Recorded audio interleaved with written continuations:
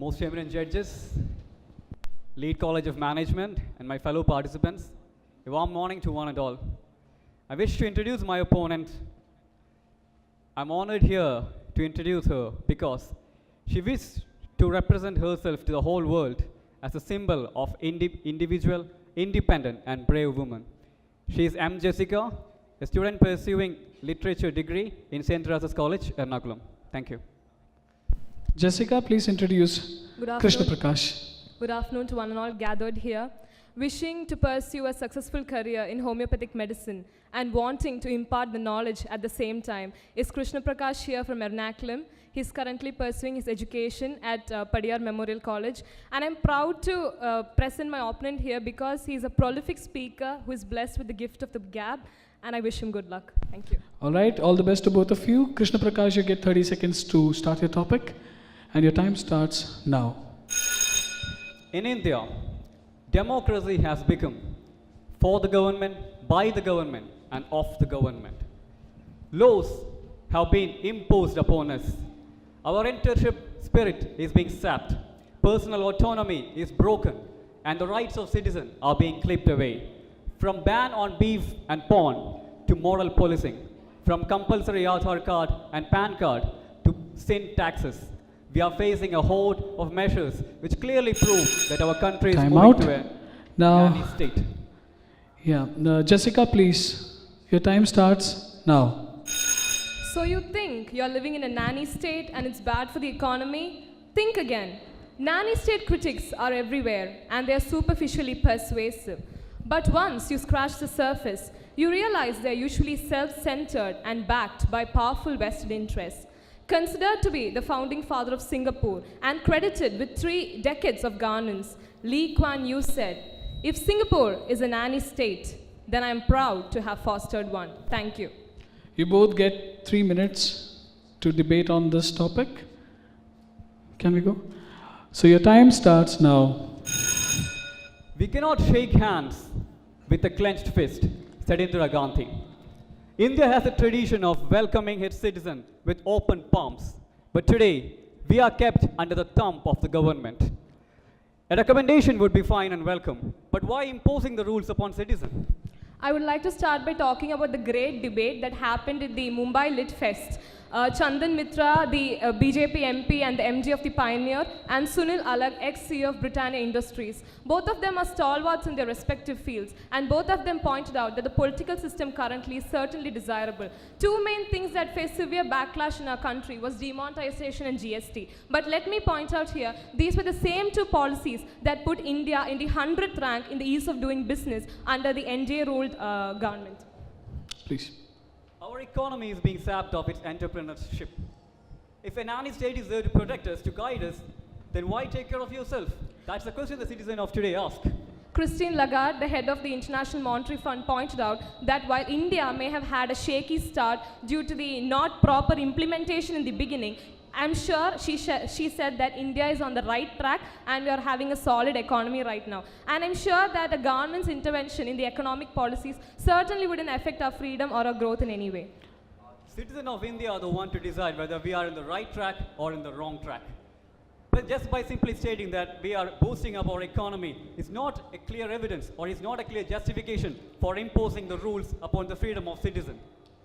Let me take the example of Singapore here. Singapore's great leap from a tiny economy to a developed world economy. Actually, Singapore is the only country in Southeast Asia that has the status of a developed economy. This all happened in a single generation and due to a strong government hand in external relations, economic policies, citizens' retirement savings, and much more, leading to the perception of a nanny state, while certainly a nanny state has not been created. The problem that lies here is that we are always amplifying the perception. After the Second World War, Germany was one of the poorest nations in the world. But soon, after First World War, at the advent of Second World War, Germany was seen as a nation that was equal even to America and Russia.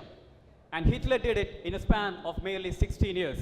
So are you telling me that in order to attain an independent nation, in order to attain development, we must sacrifice all our freedom?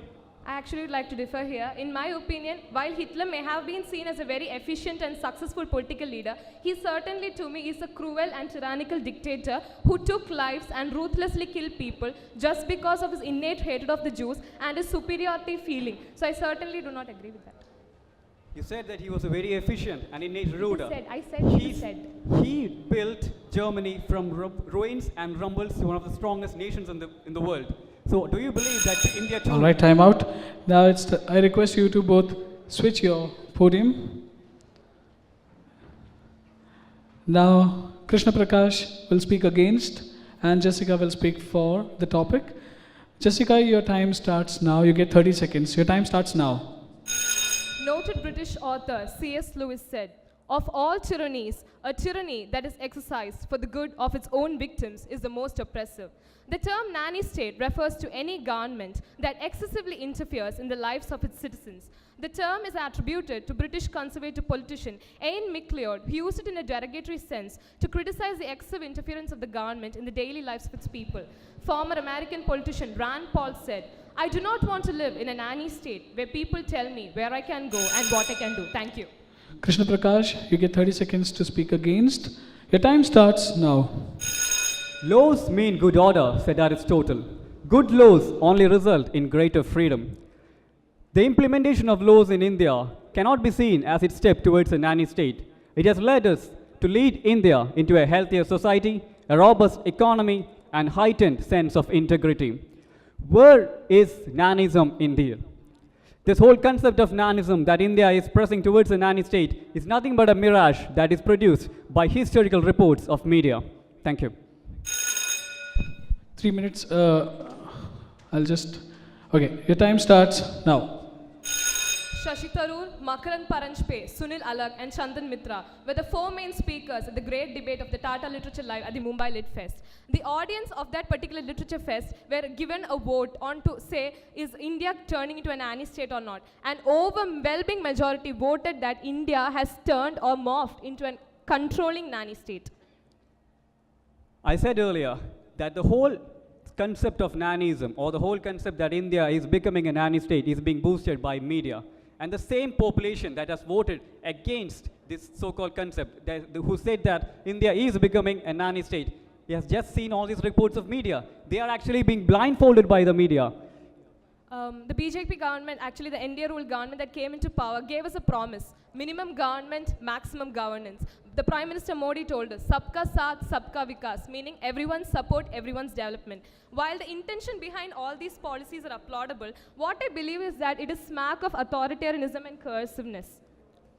Authoritarianism and coerciveness. India is a land who is still developing. India is a country where over 1 billion population is residing. Definitely the government has to take some extra precautions because the government has a responsibility towards the psychological and social health of its citizens. Our laws are implemented after reviews, discussions, and this whole concept of depression or this whole concept of oppression does not stand in our democracy. While we are certainly a growing, progressing, and a burgeoning nation, I believe that our citizens should be allowed to make their own choices, good or bad, wrong or right. That's the main focus of a liberal democracy. If we aren't allowed to make our own choices and take our own risks, I believe that a nanny wouldn't there be always for us. Maybe at the baby steps, the nanny would be there. As we grow up, the nanny leaves us. Freedom of one person cannot be allowed to interfere with the freedom of another. Winston Churchill once said that with the freedom of expression, most people would like to say what they want. But if one person says against something, then that is an outrage. A government has to take care of that. Every individual has the freedom, not just a minority few. The government is certainly contradicting its own policies here. While we are certainly open to recommendations, guidelines, or even warnings, imposition goes contrary to the spirit of individual liberty that's enshrined in our Constitution in Article 19 and 21. Newspapers today are flooded with a report, the Supreme Court banning the triple talaq.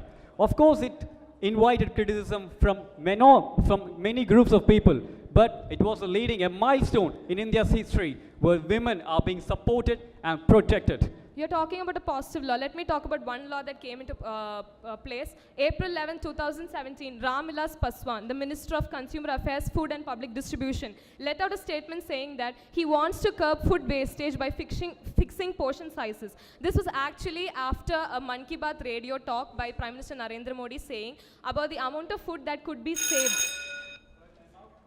Thank you so much, both of you. Please shake your hands and meet your coordinator.